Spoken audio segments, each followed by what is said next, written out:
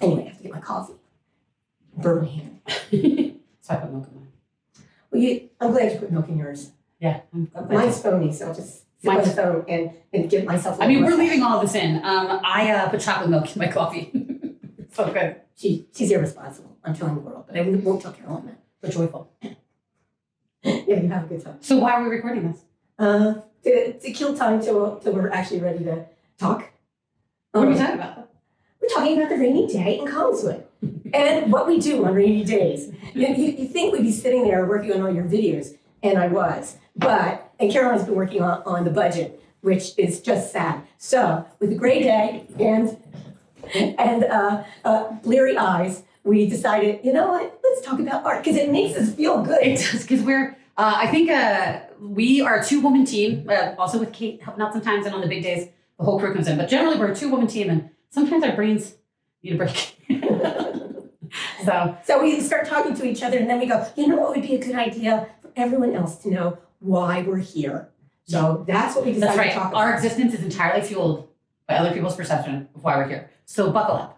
I thought though one of the interesting things about us that we talk a lot about people with people about when they're here or when we have to give a small lecture or stuff, is that a lot of people, everyone pretty much knows that my mom is a true blue artist. She has the whole education and resume and everything behind it. And I have a degree in music and then worked in corporate America for a while and only came back to this. And this is why she can afford to come back to this. This is why I can afford it. I'm a sellout.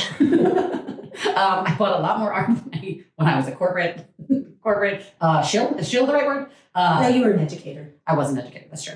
But I think it's really funny because you and I have two very different perspectives on things. But I think it fuels what's our backgrounds? Our backgrounds. You, when you were younger, this is not an offense to you, Grammy.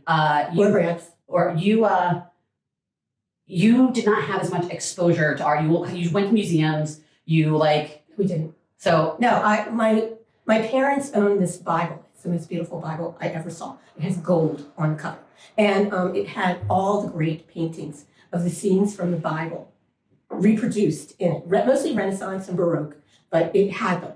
And I was fascinated. I'd look at them. I tried to draw them. I did everything. My parents were great with books, and we had encyclopedias, and I would read everything that I could. But no, we didn't go to art museums. The best we went to was the Connoisseur on the boardwalk of Ocean City. I forgot about that. And so that was not there anymore. No, but that was my way of seeing real art. We were more likely to do other things that had more to do with activity and the family than we were to go visit art. But I was always fascinated, and like most artists say, I always drew. I just always drew. And so even when she was a baby, she would tear up her baby books and make little collages. I'd lick them and stuff. I was going to say she's using her spit. So pretty gross, but very artistic and creative. And don't forget about my baloney people. Well, we did that too, though. You're not special in that one. Well, I showed you. Anyway, we'll skip all that. And so, of course, when I had children of my own, and I was already involved in art, and my husband, John, he loved the arts too, especially music. One of the first things that he did when they started to get serious is he showed you his portfolio. And also in their bedroom from the time we were little are 2 paintings that he did. Is it 4 of them? 4. No, I'm talking about specifically the Snoopy ones. Yes, there's 4. Oh, I've only seen the 2. They have 2 on their wall in their bedroom that have been there forever that essentially are Charlie Brown and then, is it Lucy? And they list the dates that you guys started dating. Mm-hmm. Very romantic. It was a birthday present. I love it. You couldn't give me a better birthday present. And so they got drugged to museums, especially since museums on Sunday are free. Well, I was gonna say, it was also a childcare thing too, because a lot of times by the time we were at the ages that we would go to museums, you were in school for art, and a lot of times she had to go to the art, and also we just liked art. So what a great way to educate your children, but also get your homework assignment done by taking us. It wasn't just museums. They went to New York. I tell people about this all the time. There was a thing called the Dirt Room. And it was the first installation that I ever remember seeing besides that time that they did the virtual reality thing of the Louvre. Yeah. And I had to take the glasses off because I got nauseous. We thought she was going to throw up in the middle of the Guggenheim. That's true. That did happen. And I still often feel like I'm going to throw up in the Guggenheim. I don't like that it swirls. It's just Sorry, Frank Lloyd Wright. She doesn't approve. Conceptually, I approve of you. In practice, we got to rethink this. But we walked into, what was it, the second or third floor of this building in Soho, and it was just a doorway, and then the walls were all mirrors. And Well, then you didn't know that they were mirrors. we figured that out after we started asking questions. But like there was a velvet rope, you couldn't go into it, and then the room was just filled with like 2 feet of dirt. And it looked like it was massive. And my sisters and I were like, what is this? And it smelled like wet. It did. And we're fans of dirt, apparently. But I remember just being like, wow, like that and the time that we went to the National Gallery during a snowstorm that was also the first day the government was reopened during the Clinton administration. Yeah. I feel like are 2 of my formative art experiences. I think we saw Max Ernst? Max Ernst, that is who we saw. But it was also the first time I knew I was seeing a Calder mobile. Yeah. So They had a stable outside and then of the Hirshhorn, and then at the Hirshhorn we saw Rothenberg. Is it Rothenberg's horses? Susan Rothen. Yeah, her horses. We got these weird blocks at the end. It was quite a day. But so my parents always made art fun. So we were I was at college at Rowan University then. It was Rowan College. So I was aware of some of the performances that were going on there, whether they were being workshopped or they were at the theater. And so they got to see Shakespeare, they got to hear orchestras, they got to hear bands, So it ran a full gamut of the arts. Yeah, it was really performance. It was really fascinating because we have like 2 very different experiences in it. But I think it like fuels the way that we look at art because you come from, that was very rude of me, both an eclectic background in terms of your education, but like also you know a lot about art. If any of you guys have been to see her pieces during the Naked Show at In Liquid, you know that they both draw 2 pieces, maybe we'll pop in the pictures here, called Figure This and Peep Show. And both of them draw highly on the history of nudes and clothed people and art historically, which I think is a theme of your work. Yeah. And yet you do it in such a way that is not like any historical work. Like I find that the most fascinating thing about your work is that you are using classical like structures and themes. But then your work looks like it was done by an insane person. And I tell people that it looks like the inside of your brain. Yeah. Yeah. Because I'm an insane person. She doesn't want you to know this because she, like me, Carol plays things close to the vest. I am more like, blah, as a person. But yeah, you are an insane person. Something's not right about you. Well, that's true. You made spit collages. Yeah. End of story. Still do. But I think that like one of the other things we're really interested in is this idea that like art is for everyone. Yes. Which is funny for you to say because you literally took the classic track of like what an artist would be academically. Can you talk about like the reason I took the classic track is because I always drew and then got into painting. I never felt like I did it right. So when I started college, this was before. Would you call yourself a people pleaser? Definitely. Mommy's best girl? Something like that. I knew what I wanted to do. My mother thought I should go to county college and get a degree in accounting because I'd always have a job. And I was I'm taking shots today. Yeah, I know. But she was right. I understood what she meant, and she found fulfillment in that. And it's something that you could do and raise children and still, have a career and an identity on your own. Because your mom definitely has a head for business. Yes. Yeah. Yes, and obviously I'm an artist. I don't have a head for business. So I do things. You understand money as a concept, but not necessarily in practice. No. And schedule is just a loose idea of how. Well, no, you have to understand. Time for me is flat, and however long things take is how long they take. Unfortunately, like when I was teaching, you had to be on a schedule, and with children, you should be on a schedule when you're raising children. And although how'd that go? Can any of your kids keep a schedule? No. Well, they do, because they have to. The world forces you. But on the other hand, however long things take, that's how long they take. Wrapping up for the night here is wild. Here's just like a little insight. Carol will be working on something. I'll be working on something. I'll say, hey, how much longer do you think you need? 15 minutes? 30 minutes? 30 minutes. 90 minutes later is when we actually leave. We might not make it in on time in the morning, but we're always here extra hours. Yeah, just walk by if the lights are on. If the lights are on, we're here. Yeah. Pull on the door. If it doesn't open, just knock. Caroline. We do try to be in for our normal business hours. If anything, we're here for more hours. Yeah. I don't know if anybody is going to watch this. Not this long. I wouldn't. I wouldn't either. But you know what? I'm enjoying myself, so I'm going to just keep going. Right. And we're making this an hour-long documentary. People always want to say they want to know more about our gallery. Yeah. So the thing is that to make a very long story short, and maybe I'll edit a lot of this out, when we came into doing this, it started off with each one of us, 2 different artists doing different things, looking for galleries or looking for workspace. And every place that we went and we looked, there would be a workspace and we'd say, oh, that's great for Caroline. Workspace, that's great for Carol. Then there'd be a room kind of in between. And these rooms, we'd say, that would make a great gallery. And after a while, when things keep on hitting you in the head like this, you start to say, you know what, maybe we should just embrace the world and go with it. And that's what we did when we chose because the space. I feel like a conversation that we had all the time before was, sorry, other galleries, what is wrong with the art world? And we started out by looking at the Bach building. And we liked the Bach building, but it turns out it would just not fit for us very well. Well, there's no parking. There's no parking, and we're from New Jersey, and we're sorry, we need our cars. We're suburban people. We know we have to drive to Sorry, everything. city dwellers. I do this. Like, No, I used to transportation bike when I was teaching at Rowan. I used to bike there, and one time I got stuck. We don't need to justify walk ourselves. 10 miles home. We don't need to justify In ourselves. sandals. I lived in New York and DC and took the train all the time. I'm a bro for approach.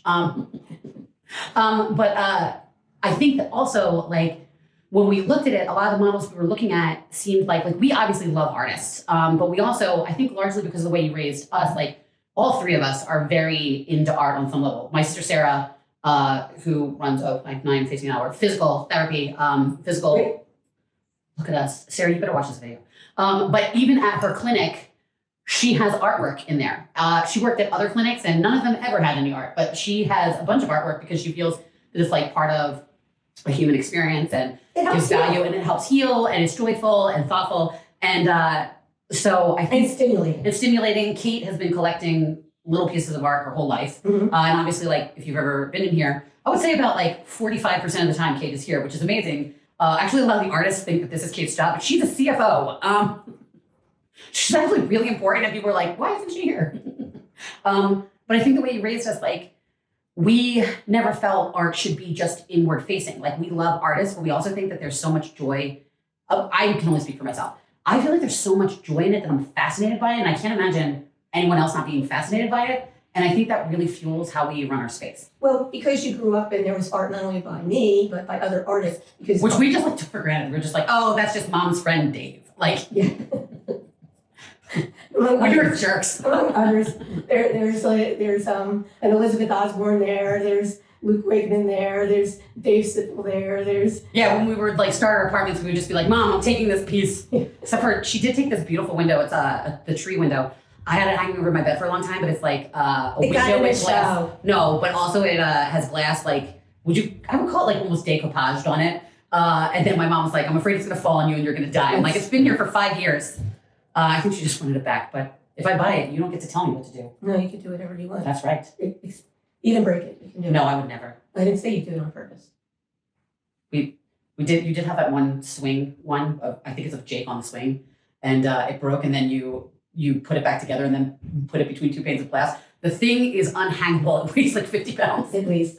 So, but yeah, I think that like that really informed us. Not the repairing of the glass. I think that like being around art and the fact that we non-artists find so much joy in it. No, Really, that you walk by it every day and you see something different and you see the world in a different way. And you can start the morning feeling one way and then you walk past this thing and you're like, I'm gonna have a conversation with you. And then your day moves on. I get my coffee in the morning and go and talk to some of the art. It's just really one of those things that you can always find Well, renewal. I think that people find it funny. Like we actually did have two preteen boys who were trying to escape a friend come in the other day. And I did lecture them first because I was like, you're going to break something. And that was incredibly disrespectful. Because if you've ever been here, you know I hang out in the room right inside the door. But the thing is I said, do you actually want to see our space or are you just coming in here causing like Mayhem. Yep. Chaos. And they apologized. And then they and two other friends. So I had 4 preteen boys who I gave a tour of the space. And actually, they ended up liking it, which I think is They had a lot of questions. They had a lot of questions. I think it's weird because nobody would expect them to, like, at first they did feel guilty, but then they were very fascinated by the nuns in front of the Core Brothers Yeah. picture that we have By of Sister Joe. Rose by Joe Moreno. They were fascinated by it, and also we have a thing of Forks and Spoons by Anne Leidinger that they also were really into because they were like, look at this. But it is interesting because I think there are a lot of people who feel alienated from the art world or only see it in very specific ways, like in museums. So they're surprised to find that when they come in here, it's very loose. But I think it's because you and I relate to art in a very commonplace, everyday way. And it's But I think that's true of personal, artists. too. Yeah.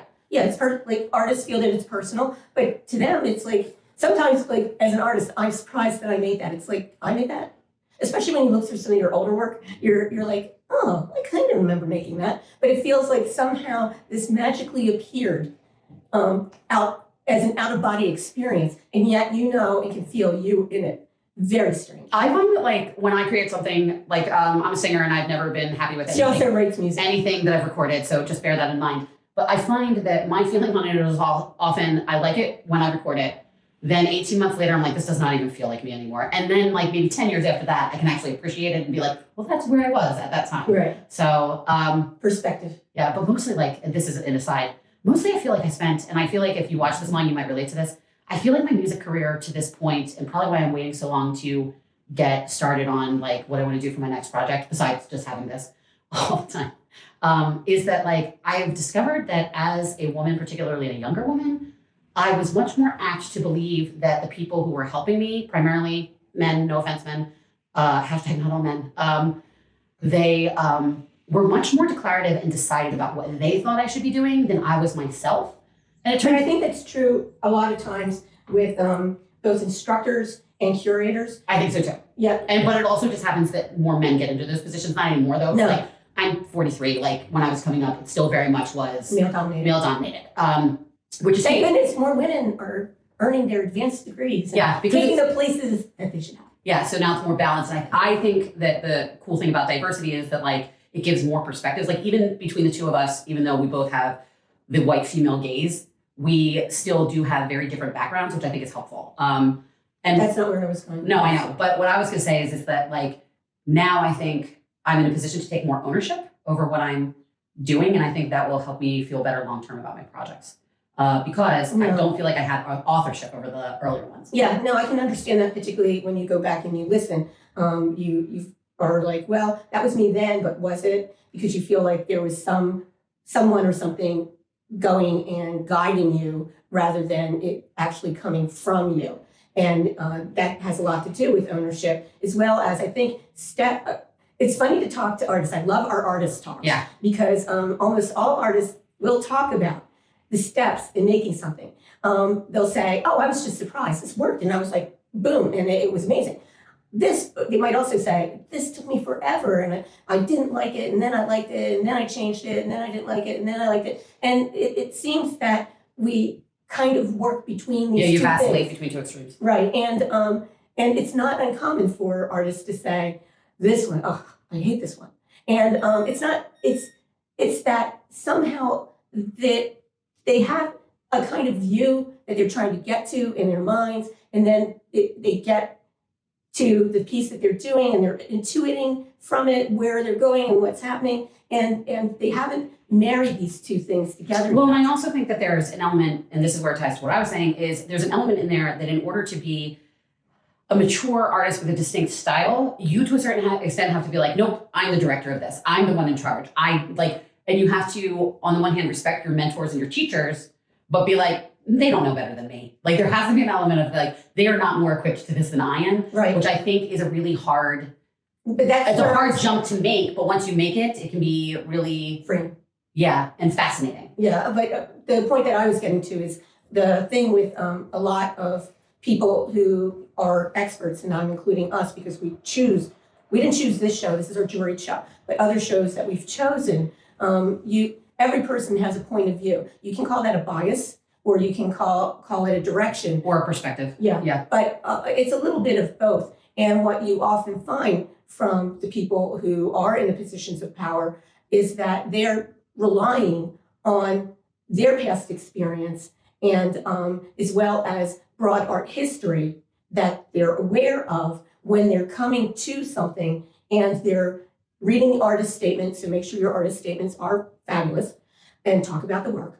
And also, what they already have in their minds that they know, because that's going to be something that helps them choose what's going to be in a show, as well as for me, it gives perspective to my own work that I'm working on. I'm lucky that I have a gallery and I have people who are bringing in such a diversity of work. Yeah.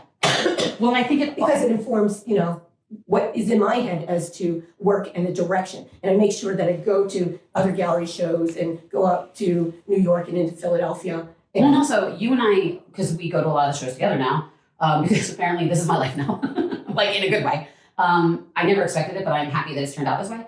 Well, happy surprise. But we always talk about not just the art, but the way the art is communicating with the audience, which I think is really important because I do think that we are very well aware. I think we developed a curatorial process that is, I'm biased, obviously, that is interesting because it combines two different backgrounds, right? Like we often come to the same conclusion, but we make our choices very differently. Especially because we know specifically that we're going to be giving up a lot of art that is good art because we tend to get, even compared to some other galleries that we know, we tend to get really strong submissions. I don't know what we're doing, but we're doing something right because the artists that we show with are generally great citizens of the artist community and really talented. I think there's a lot of talented, a lot more talented artists out there than people realize. And so go check your communities and see who's making art. Yeah. But we also have a philosophy that all boats rise. So when an artist has success at another place, we're great, because we believe that that's another brick in rebuilding a vibrant art community and appreciation for art. And we should explain that when we're talking about this art community that is broken, what we're talking about is this idea of collectors. And who are the collectors? The collectors are the people who go to the auctions and are spending hundreds of thousands and millions for a piece of art. But the problem is oftentimes that art lives in a warehouse. And oftentimes now it's so commodified that you can buy shares in a Van Gogh that you will never see in your house. It's not like they allow each of you to place it in your house one day. It just lives in a warehouse. It's not like the Stanley Cup. It's not like the Stanley Cup where each player gets for a day or a week or whatever. But the thing is to go back to the other thing, I think that because we come from two different sides, are one, aware that we have a contextual bias, and all of our decisions start with a handful of pieces that we then build the show around. Whereas you say a handful of pieces that we build the show around. You're talking to the person who has no sense of time, no sense of space, no sense of distance. And what I do tends more to be the first choices I know exactly what you're going to say here. The first choices I made have to do simply with, I read your statement and it alluded to certain things. Now I'm looking at the image. Well, and if I see, and I expect to see that in some way in the image. If you surprise me in that I can see that statement in the verbal statement in the image, but not in the way that I thought I would see it, I'm this one I'm setting aside. That'll be special. How dare you? You're lying about something. What Carol actually does is we go through and just for a leveling so that way we can manage the amount of art that we get submissions for. Not that we're overwhelmed with the amount, it's just that we can realistically only show between 25 and 35 people, and often we show over 40 people, and we get about 80 submissions. So we have but what you do when you're looking at art is you go, well, this is different from this. And it's the only thing like this that we have. So we must accept it. And I'm we have 60 artists on this list, woman. We need to cut this down some. And so then we go through and essentially pick the most diverse body of work that we can. I say, at the same time, I create pillars in my mind of okay, this needs to be here to make the show make sense because it's picture perfect on theme.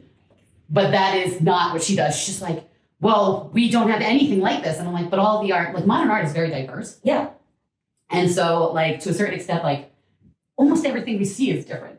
So then we just have to Well, I also, in some ways, and this is a bias of mine, as I look through, it's not just that it's different. I also, in some way, want to be able to see that the artists themselves, in some way, knows that they're part of a continuous history, a continuous community, a personhood of artists and art and movements. And it shouldn't be just Western art. It has to include all the art that's ever been done that we know about. Well, but also so there might be alien art out there, and perhaps AI will actually do something that'll go No, don't you say that. How dare you?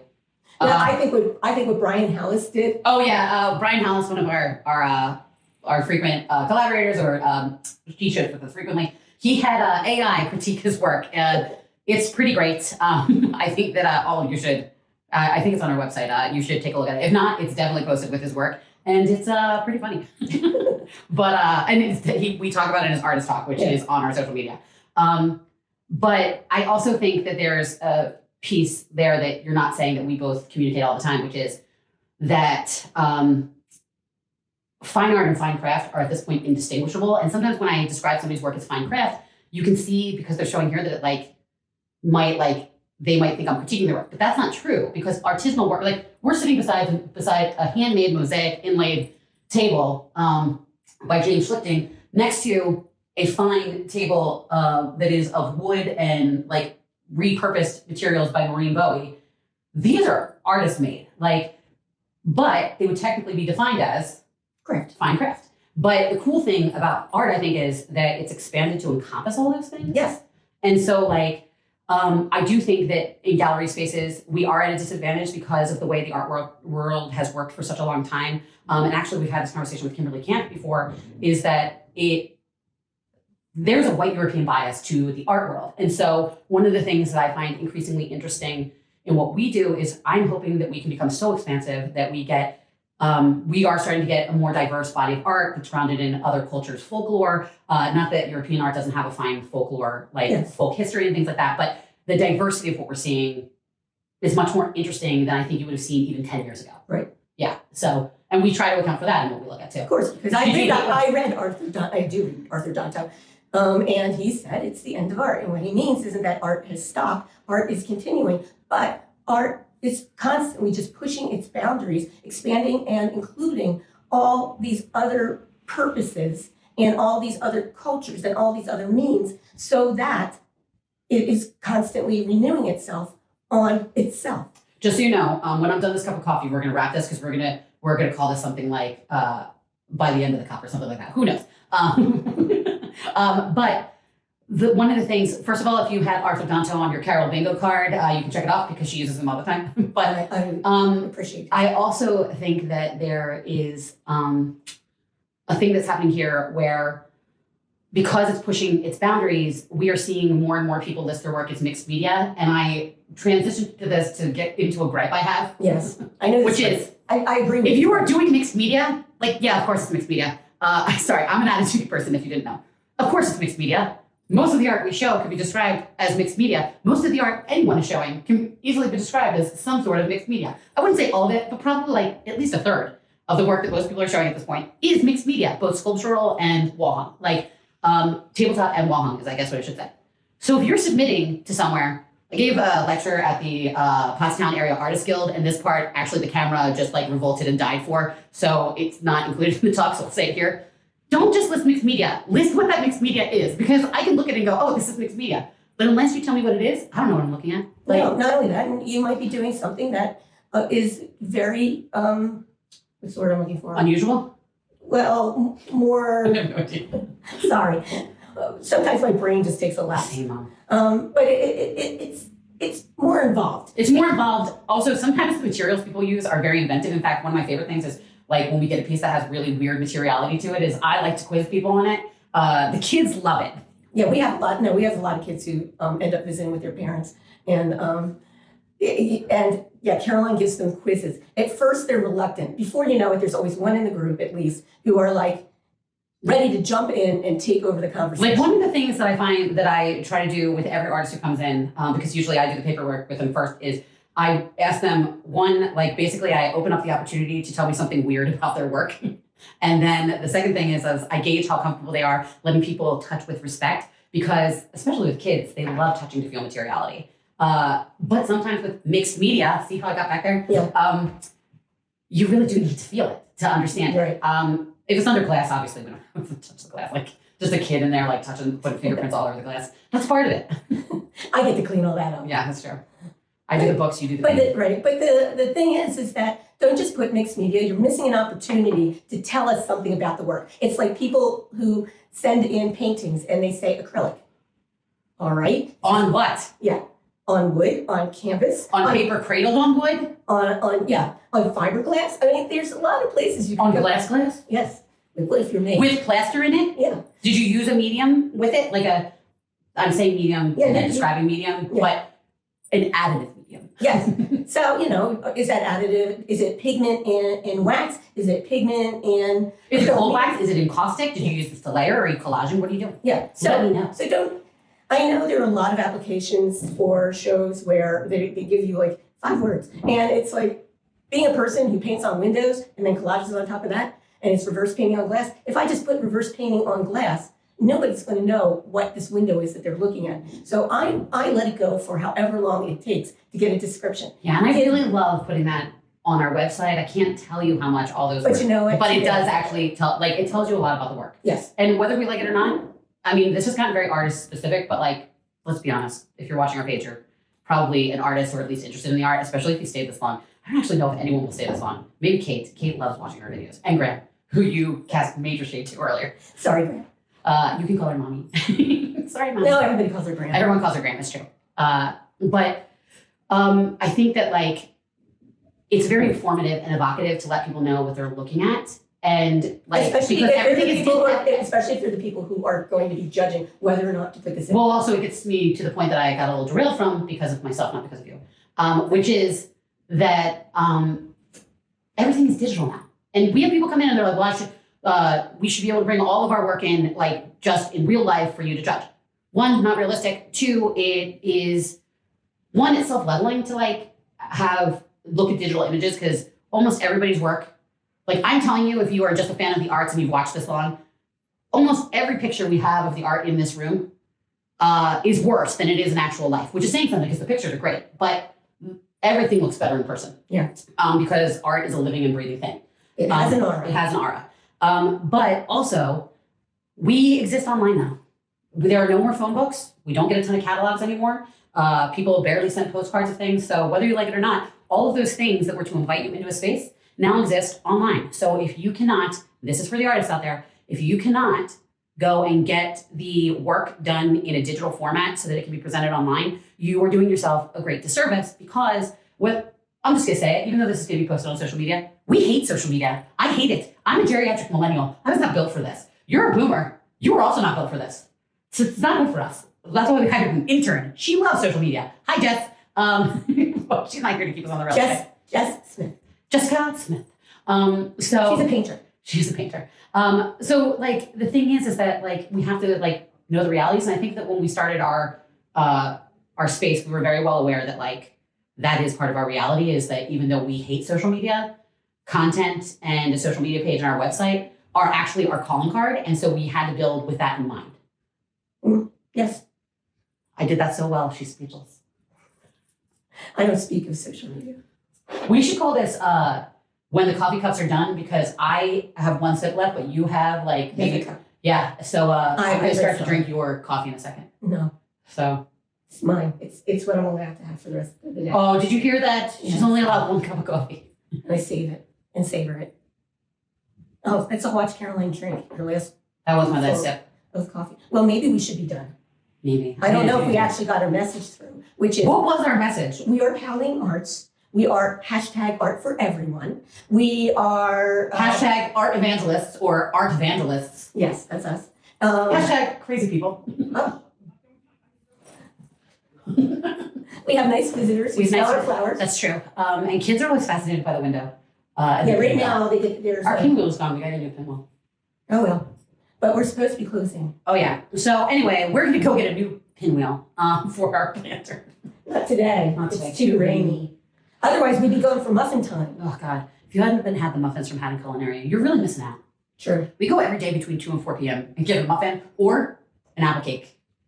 Yeah. Or chocolate chip pound cake. I like the coffee cake, the Revolution coffee cake. Don't sleep on Revolution coffee cake. It has Revolution coffee in it. Oh, delicious. We're living actually. I love that we live in this blessed world. Like we do. We're like so privileged. We're like every day we get a fancy muffin or we get bespoke coffee cakes just for us. Oh, they have more than one. But you know what? We also have to advertise for Haddon Culinary in that they after 2 o'clock.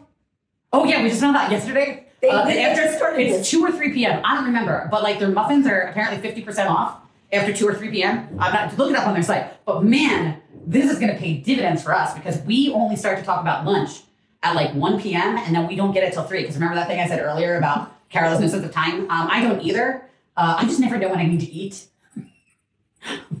and coffee doesn't help because it gives you false energy. Yes, true. But either way, after 2 or 3, I think it's 2 p.m. I think you're right. 50% off, like their muffins, and I think they're like Jewish apple cakes.